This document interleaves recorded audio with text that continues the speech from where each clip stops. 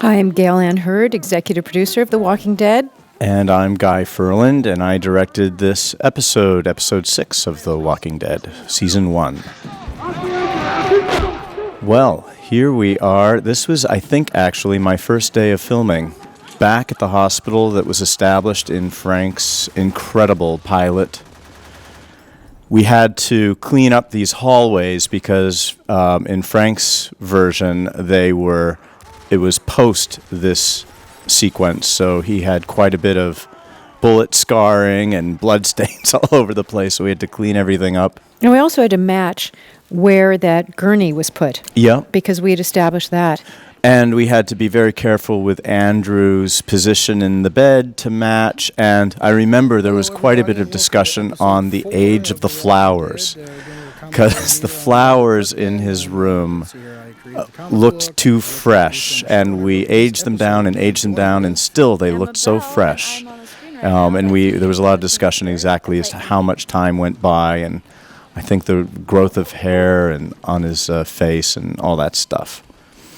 But it was a really exciting first day for me. John Bernthal was just fantastic. We met for dinner the night before to sort of suss things out and get to know each other. It was a big episode for him. And I was the new kid on the block. Everybody else had 5 beautiful episodes behind them. And everybody couldn't be more welcoming and enthusiastic, and it was really easy to find the groove. And of course, it's a very important episode because it is the season finale. We had a short order of 6, and all the pressure was on Guy, and he handled it beautifully to close out the season on a high note. Thanks. It was one of the most fascinating experiences I've ever had. I've directed a lot of TV, and this was unique in so many ways. I think primarily because Frank came into town and, really worked closely with us on the story. He was very rarely on the set, actually, but the story kept, finding itself as we went along, and I felt very present with the characters as to, what's going to happen next and what surprises are around the corner. And, we never really got scripts ahead of time. So there was a real sense of presence and reacting to things, which is perfect for this series. It's scene after scene of people reacting and not knowing what's going to happen in the next minute. And as a director, I felt that in a way. It was really interesting. We ended episode 5 with them arriving at the CDC and not sure if there's anyone inside. And we ended it realizing that there is someone there. We just don't know what we're going to find inside. Come to the back. Hello? Hello? Close those doors. Watch for walkers.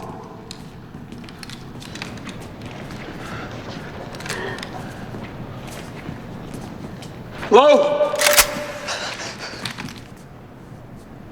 Anybody infected? One of our group was. He didn't make it. Noah was cast in the episode before, so I wasn't involved in casting him, but he had a very small scene. The scripts were never released really ahead of time, so he was learning things about his character in this episode too. And my God, what a marvelous actor. Noah Emmerich was actually someone who was recommended by AMC's head of programming, Joel Stillerman, and a terrific choice. And as Guy said, he arrived, and the script was in the process of evolving, and he went with it, which was a huge leap of faith, because he had initially prepared a bit of a different take on the character. Mm-hmm.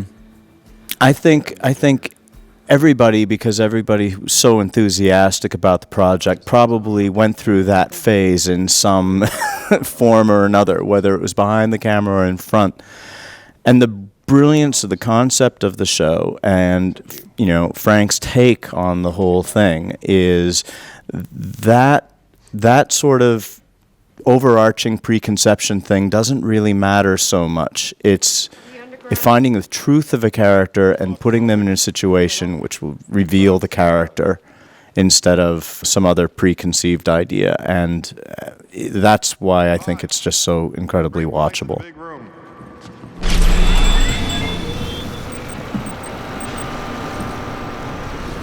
Welcome to Zone 5. Where is everybody? The other doctors, the staff. Let's talk about this set for a second, because it's really unlike anything else that has been done in the 6 episodes. Greg Melton is an incredible designer, and he works very closely with a art director named Alex Hadju. And they pulled this off, and I have to remind everybody that this is a basic cable series. It is not the budget of Lost.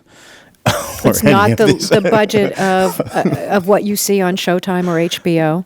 Frank wanted the CDC, and as you can tell from this series in general, that believability is central to everything. Everything is played for real, at a very real pace, real reactions, real scale. This set that we lived in for 8 days solid was just a brilliant conception. It was an abandoned convention center in Atlanta, and we spent a lot of time there figuring it out, figuring what areas would work and how we could use them, how we could schedule 8 days in there, with a couple really smart decisions of where to put computer terminals and where to put some special effects, where to put the right lights, where to put the living quarters. And of course, the exterior was a completely different location. Mm-hmm. So we had to move locations in order to shoot the exterior.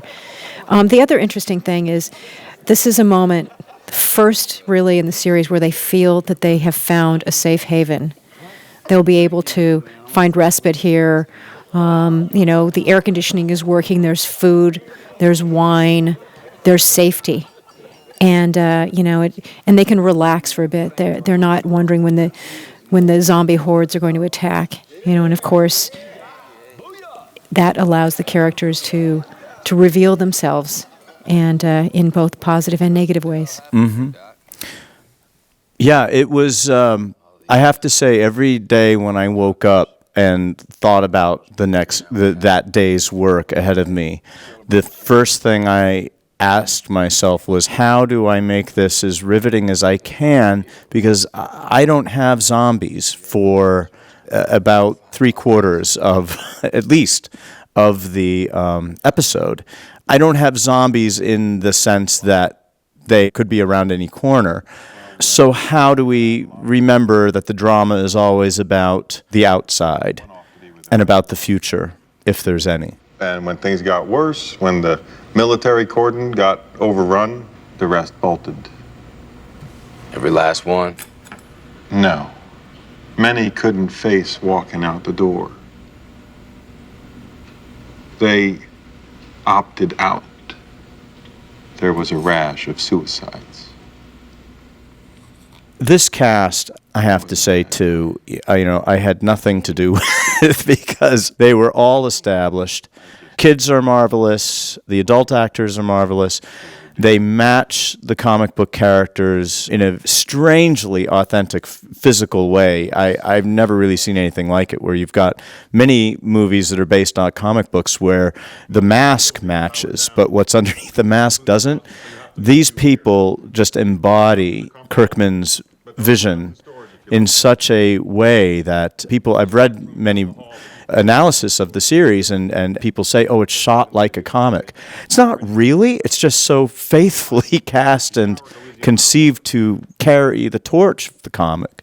And props to Tony Moore, who was the first illustrator of the comic book, as well as Charlie Adlard, who's continued in his incredible tradition of bringing these characters to life in the comic book.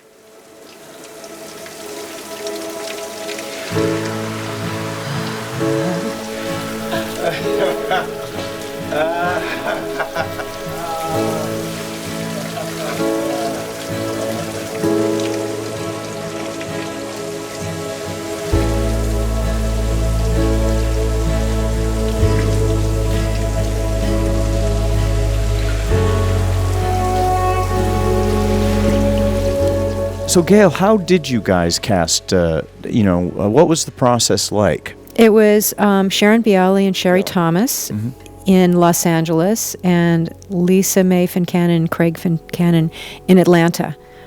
And essentially, we had hundreds of auditions for many of the roles, especially for the character of Rick Grimes and Shane Walsh. There are Frank Darabont regulars, like Jeffrey DeMunn and Laurie Holden. Sarah Wayne Callies was someone we were familiar with from Prison Break. Right. But essentially, everyone auditioned. And we went for the best actors, and the terrific thing was that they did resemble the characters in the comic book. And, and Stephen Yeun, who plays Glenn, and Chandler Riggs, who is tremendous, who plays Carl. It's exactly like Carl. And Frank had also worked with our Carol. Yeah. Melissa McBride. Yeah, fabulous. Everything's gone. It's always better going down than coming up. I don't mean the way, Dale. It's over. There's nothing left.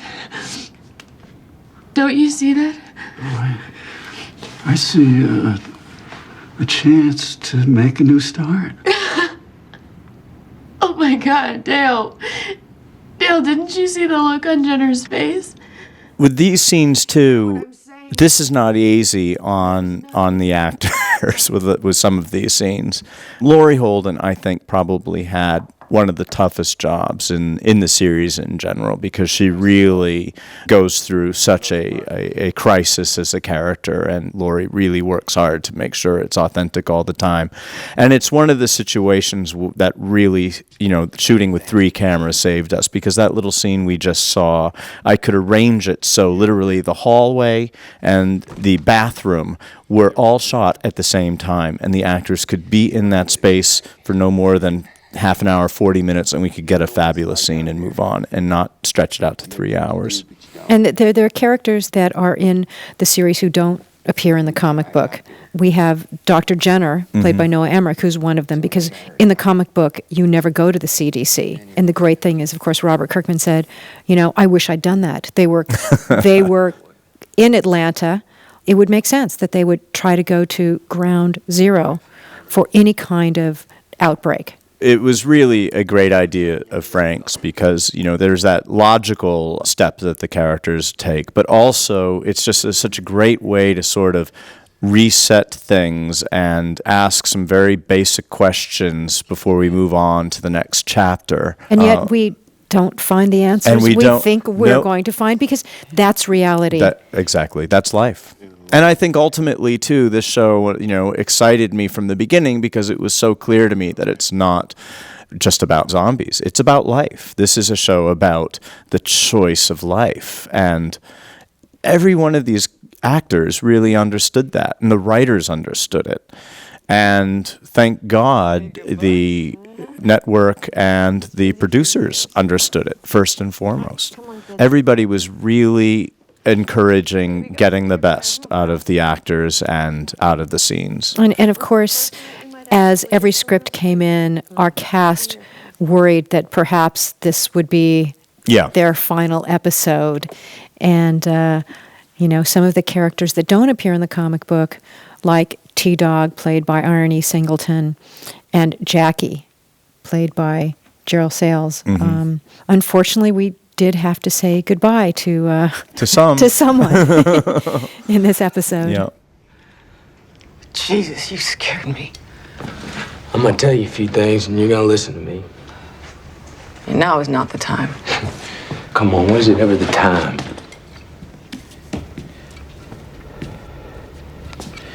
How can you treat me like this? You're kidding, right? Because you told me my husband was dead. Boy, I didn't lie to you. All right, I didn't, okay? Do you know what it was like there? Huh? Stop. Things were falling apart. Is Norman Reedus' character in the comics? Norman Reedus' character, Daryl, is not in the comic book. He's actually an addition. Doctors there, it was just me. He was hooked up to machines, and I did not know what to do. This scene came off marvelously, I have to say. Now, and it was not easy getting there. And the great thing about working with filmmakers who are producers as opposed to producers is I remember asking for 4 hours for this, and that's not something you always get when you've For got two people in a room? people in a room. And there wasn't even a question. There wasn't even there was not even a question. It was, of course. And, like I said, I had a meeting with John, and I had a long conversation on another day with Sarah to, walk through things. We talked briefly about what we were going to pull off physically, and then it was rehearsal after rehearsal, letting the thing find its own life, identifying what was working early, what wasn't working, and what served. And it goes to a story right very here. dark place. It really does. And so what you're seeing, again, beauty of 3 cameras, you're essentially seeing maybe one to 2 takes combined there. Very real experience for the actors. When the scene was over, I think that, there was a long... there's a period of like, let's hug each other, let's get back to where we were. They really went to a dark place.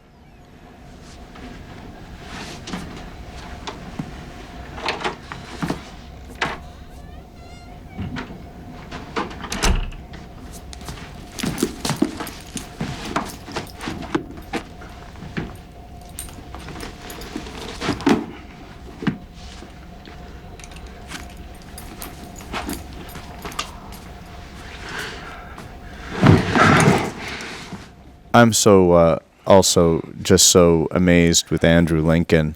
He's the most enthusiastic, encouraging actor. I don't know, Gale, has he ever watched any of this? No, I mean, Andy cannot look at any show that he's done. And, and every actor has a different process, but he thinks it's going to affect his performance to look at it and perhaps think, maybe I would have done this differently, maybe I should have done this differently, and second-guessing his performance. And it keeps it very real for him. It's interesting on that topic of Andy, and I'll talk about a scene that we've already just passed, but I think it's a really good example of his method, and that he doesn't believe in editing himself.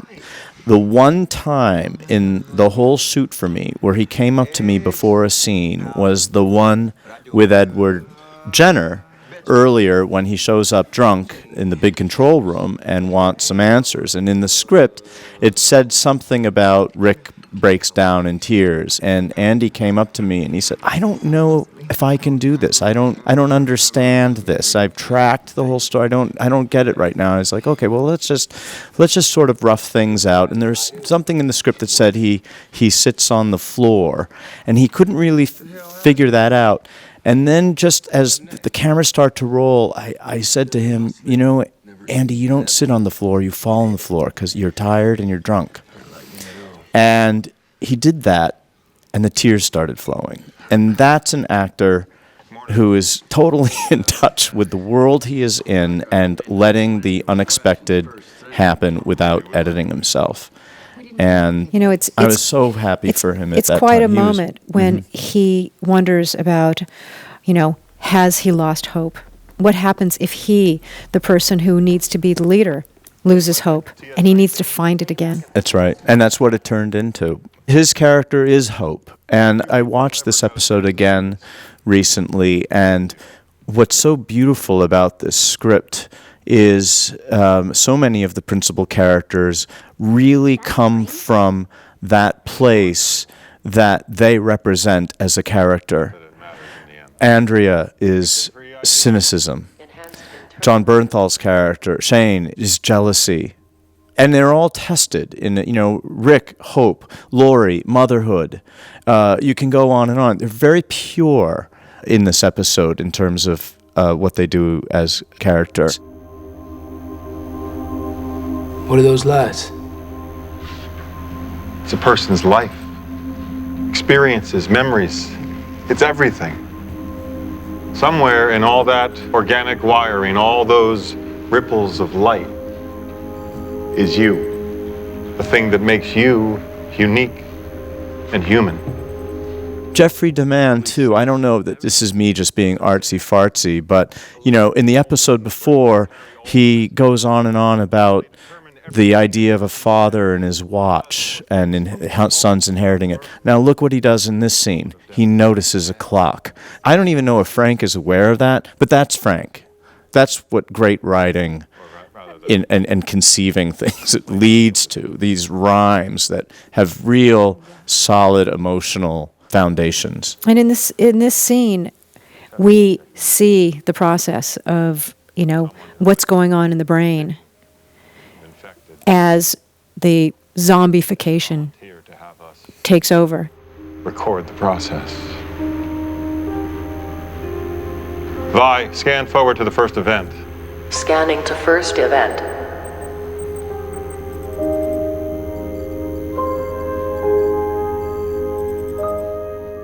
And of course, we had the amazing Van Ling and Casey Cannon create these graphics, which I think great Marvelous. Storytelling and just Well, they're powerfully beautiful. emotional They're as well. There's a beauty to it, and you're basically saying that light is life. That there's nothing more beautiful than that image in a horror show of all things. But I handed this episode in, and then I had 2 other jobs. And the other great thing about doing a show like this with filmmakers at the top is that they didn't rush the post-production, so I didn't see the editor's assembly until about a month and a half after I shot the damn thing. I forgot a lot about it, and when I saw Hunter's assembly, I was crying myself in this scene.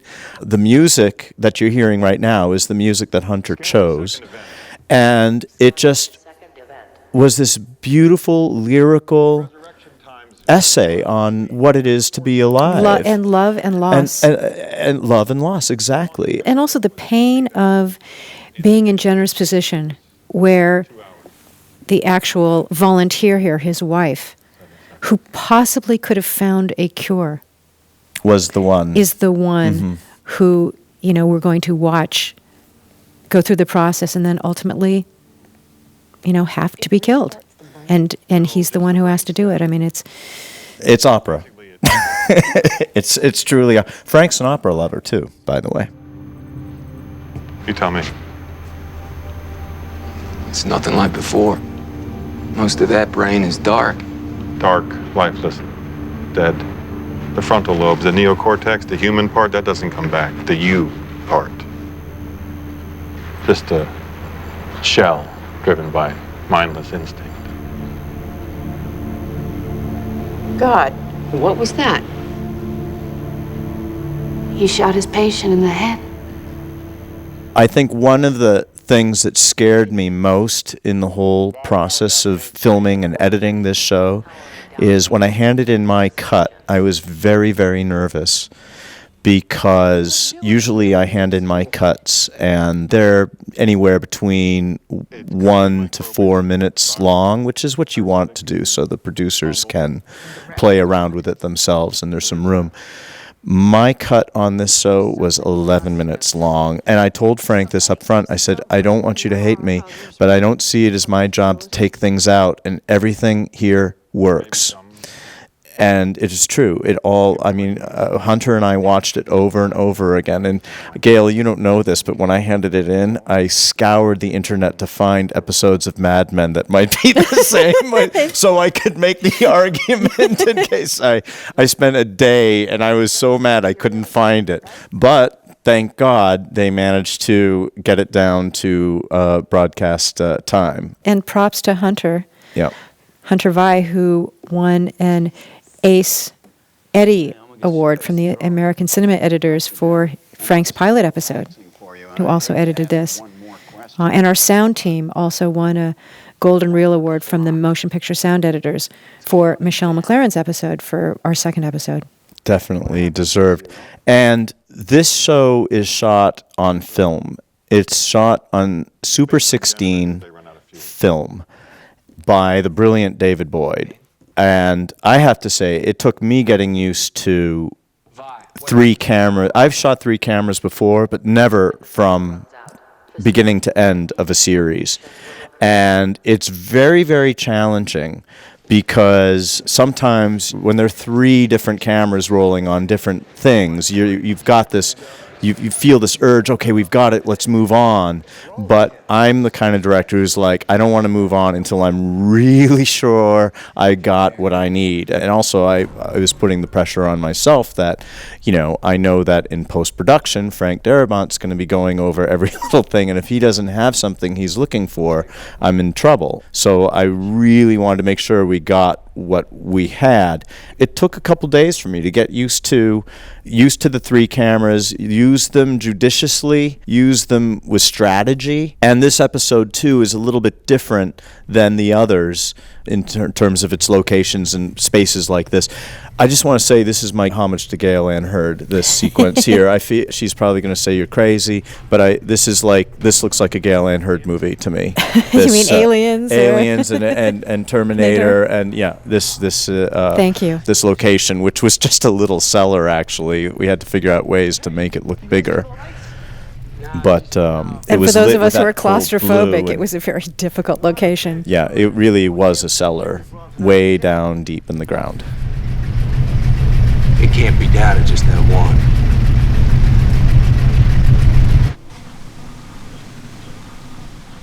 But on the choice of Super 16, our initial expectation going into the series was that we would shoot on HD. That made the most sense for Stargate and visual effects. We thought we would be the first AMC original series to shoot on a format other than film. And we ended up testing 2 HD cameras. We tested Super 16 and we tested 35. We tested them in a variety of situations. We tested interior, exterior. We tested makeup. We tested just with actors. And what we realized was that Super 16 won hands down. It revealed what we wanted to reveal, but didn't give away what should remain a mystery. I mean, you don't want to have the zombies and have people look at them saying, oh, well, that's makeup. Mm-hmm. There's also things that film can do that no digital technology will ever be able to do because digital technology isn't actually, made from organic matter. I mean, this is silver nitrate working and doing beautiful things. And if you're watching the Blu-ray version of this, you'll see. I was amazed how little strip of Super 16 film can still retain so much range, get such clarity in some shots. Focus was always a challenge. But it was very forgiving, much more forgiving than digital would have been. It was a real boon for the camera operators. Oh, absolutely. Because the cameras are smaller and we could move around and do more things. Many scenes insisted that the camera operators wear headphones so they can really be very intimate with the actors. And with those 3 cameras, we really got in there, even like little moments like this. Half-hour mark. Right on schedule.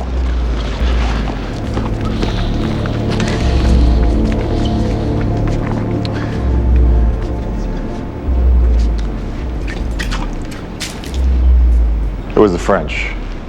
What? They were the last ones to hold out as far as I know.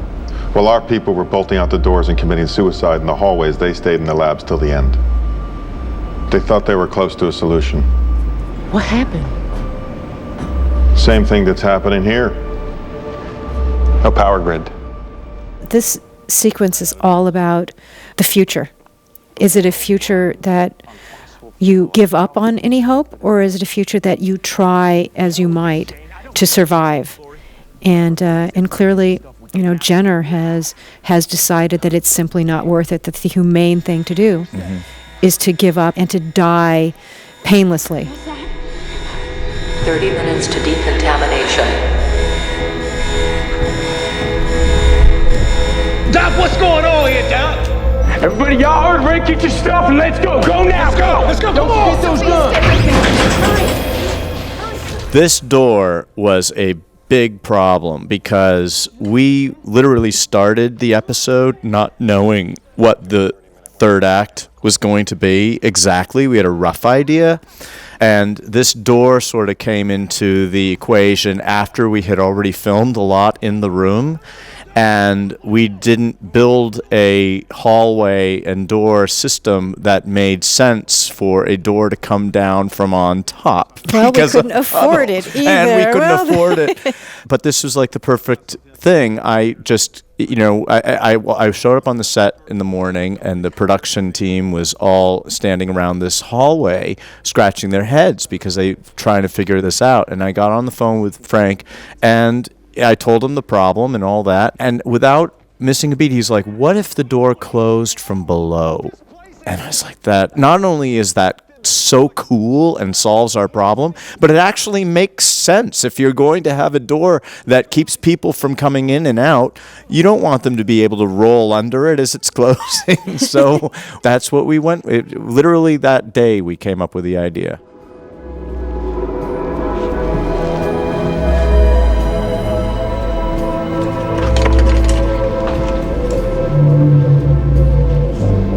In the event of a catastrophic power failure and a terrorist attack, for example, HITs are deployed to prevent any organisms from getting out. HITs?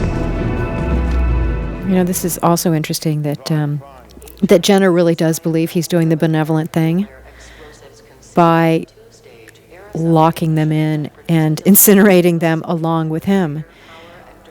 He really doesn't think that going outside and surviving in the world that remains is the right decision. And this is something where Rick has to find a way to get through to him, even when it seems impossible. It seems as if their fate is sealed. It's almost like something out of King Arthur, what Rick is asked of right now. It's the ultimate test.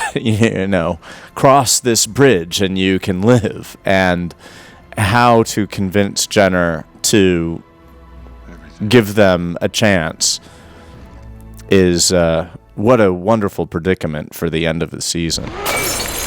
Open the damn door! Out of my way! We see in this how each of the characters responds in their own way.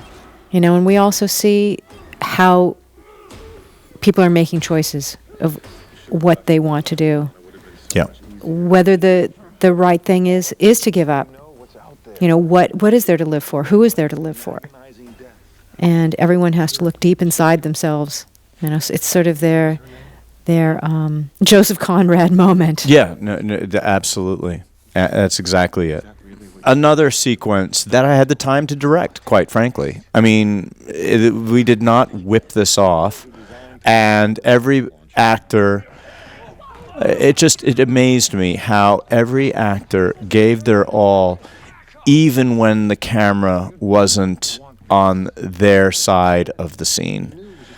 And maybe that was because they were used to the 3 cameras and you never really know when a camera is going to be on you. But this took almost a whole day, and there wasn't one actor who lost steam. Not one. And it wasn't just because they were in air conditioning for the for the first time. No.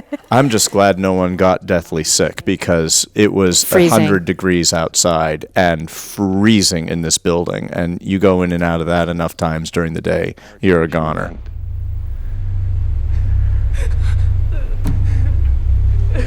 This isn't right.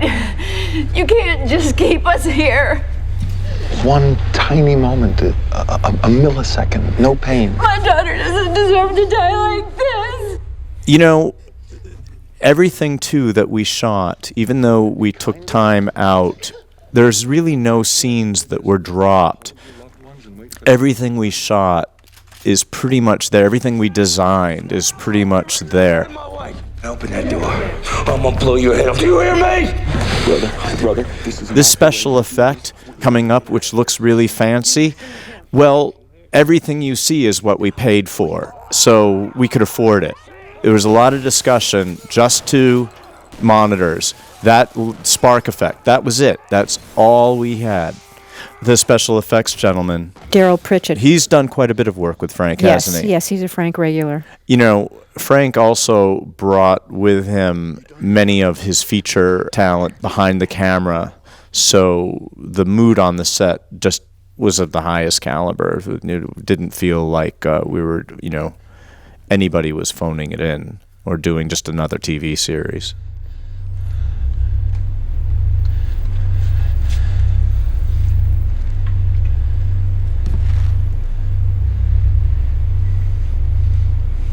I think you're lying. What? You're lying about no hope. Andrew so nailed his accent too, and he was so good about keeping it going throughout the day. So literally at the wrap party, when I had a drink with him and he was a complete English gentleman, it kind of threw me. And it was incredibly tough too, because we would get scripts, sometimes pages, the night before we shot, and he not only had to learn the dialogue, he had to learn the dialogue in his character's dialect. Really tough. Did he have a coach for? He did. Jessica Drake, who's someone else that is part of Team Frank. Oh, great. It wouldn't have mattered to anybody. She was a loss to the world. Hell, she ran this place. I just worked here. In our field, she was an Einstein. I love Norman Reedus so much.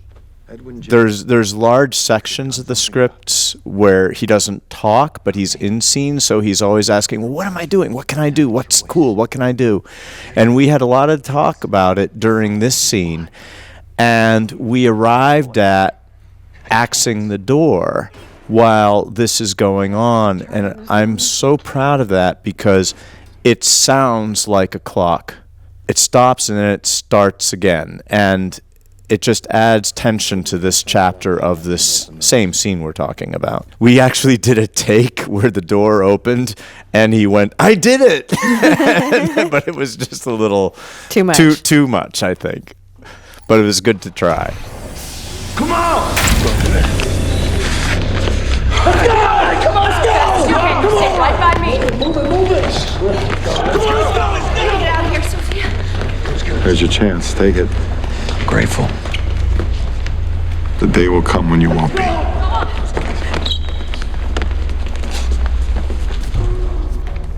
I have had more people ask me about that whisper between Jenner and Rick. And you that is so one of those things that there's great speculation about. And literally, I know nothing. Although he did whisper something. Whispered something. But we're not going to tell you, No. At least not now. No, but something was whispered. It's no time to argue. And no point. Not if you want to get out. Just get out. Now, of course, I think audience expectation here is that everyone is going to rush for freedom, to escape the blast that will incinerate them if they stay. And I certainly found it surprising, even though I'd read the script. Yes. The choices that our characters make here. Well, like we said, a lot of this was new on the day, and we are seeing reactions of people like saying goodbye that are kind of real. This isn't what Amy would want for you. She's dead, and you need to leave.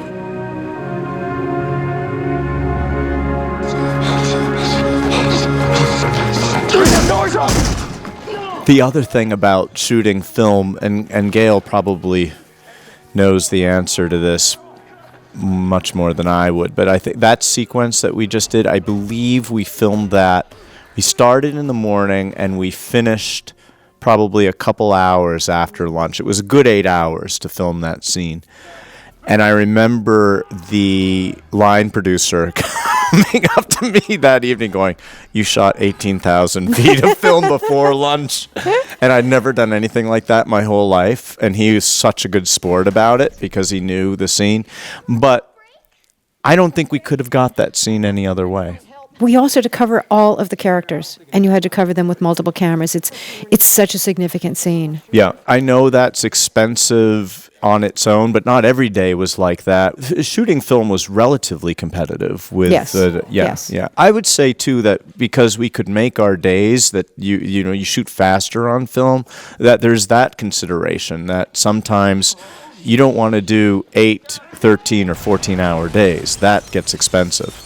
Now, this obviously was a huge visual effects sequence from this point forward, and I think that there were 100 visual effect shots. Oh, really? In this episode. Wow. And by the time Stargate was delivered, the final cut, I think they had a total of certainly less than 3 weeks to deliver 100 shots. Amazing. And that's including all the stuff on the big screen and the clock and that kind of thing. But I had never done such an effects-intensive production before, and Jason Sperling was just remarkable, our visual effects supervisor from Stargate.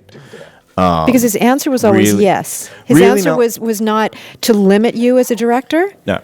But to enable you to get what you needed. I'm staying. The matter is settled.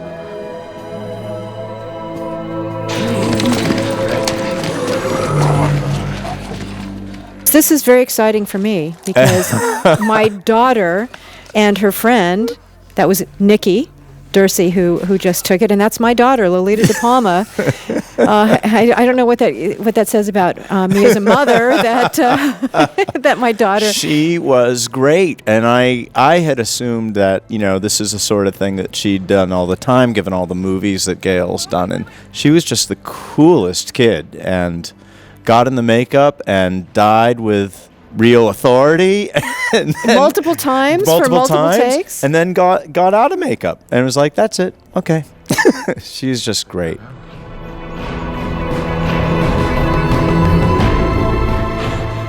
Oh, I love this. I love this moment. It's an amazing moment when Dale talks Andrea into choosing to live. It is, yeah. And and Jackie has just had enough, and she's ready to go. She just can't see a future for herself. And at this point, of course, Andrea's angry. She's angry that Dale forced her to leave to survive because she didn't want his life to be lost because of her choice. Yeah, she was blackmailed. It's just such an interesting story. That little story in its own is so interesting.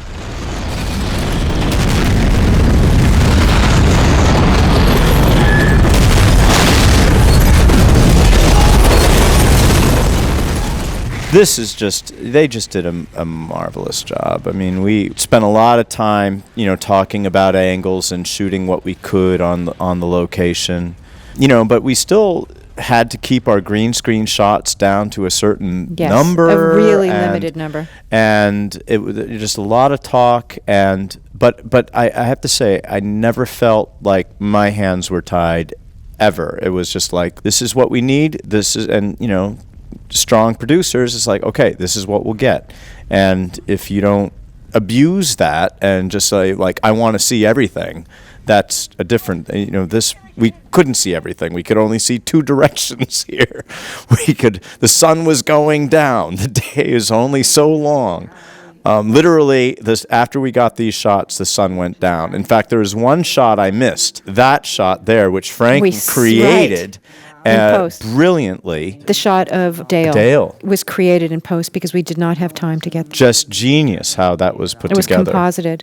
The other interesting thing is when they're running past the dead zombies on the pavement, what Greg Nicotero and his team did was they filled up balloons, like water balloons, with blood and threw them down, and then placed the zombie extras on those splatters so that it really did look like they'd taken headshots. Great. In my bed once again. I just did another show with Greg Nicotero, and I needed a bunch of bodies, and I was like, well, just get those bodies from Walking Dead. Come on, we can fill up this. And he's like, they're in Atlanta. That's right. Because we're coming back. We're coming back for 13 more episodes in season 2. And we're going to use those bodies. That's right. Even though the CDC is gone, most of our characters remain. That's to true. Continue on. And the zombies remain. 2. That's right. Right. There are more and more zombies and perhaps fewer and fewer humans. Oh, say it isn't so. Well, you never know. You never know. I mean, Robert Kirkman is continuing to write away. There may be someplace where humanity has survived, but we haven't found it yet. We'll see. We'll see you there, season 2. Thanks for listening. All righty. Thanks for watching.